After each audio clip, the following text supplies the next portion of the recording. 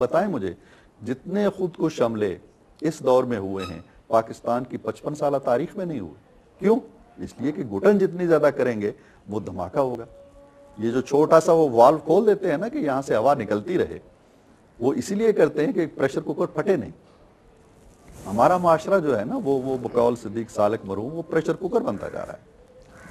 عرفان صدیقی صاحب, جو کچھ الیکشن کمیشن کے سامنے صحافیوں سے روا رکھا گیا اس کو آپ نے کس نظر سے دیکھا؟ دیکھیں جی اس کو تو کیا اس پہ بات میرا خیال ہے میرے پاس تو الفاظ نہیں ہیں کہ اس کی مذمت کی جائے یا اس کے بارے میں کیا لفظ استعمال کیا جائے. افسوسناک کہا جائے, شرمناک کہا جائے, بڑے دکھ کی بات ہے.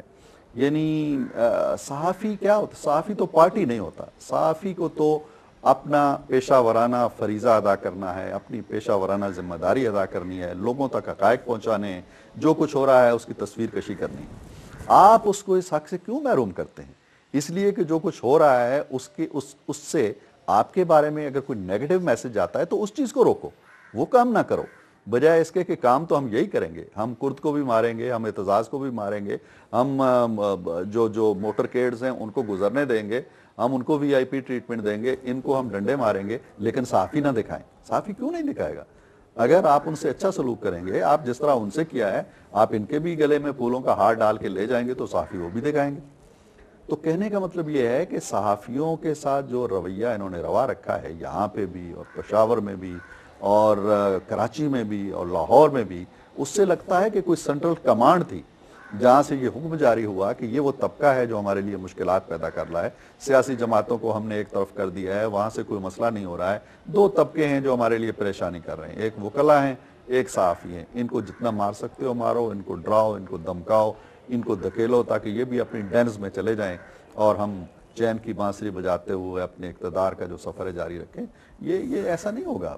عرفان صدیقی صاحب, آپ پاکستان کے سینئر صحافی ہیں, آپ پر بھی کبھی کوئی پریشر پرسنلی آیا؟ کبھی آپ نے یہ محسوس کیا کہ آپ کو پرسنلی پریشرائز کیا گیا؟ میں کبھی اس سوال کا جواب نہیں دیا کرتا کیونکہ وہ جو ذات کے بارے میں سوال ہوتا ہے اس سے پھر آپ کا کاز مجروح ہوتا ہے. میں اگر لکھ رہا ہوں اور مجھے اس کی قیمت ادا کرنی ہے تو مجھے پتا ہے کہ اس کی قیمت ادا کرنی ہے. میں اگر وہ قیمت ادا کرنے کے لائق نہیں ہوں تو مجھے وہ لکھنا ہی نہیں چاہیے جو میں لکھ رہا ہوں.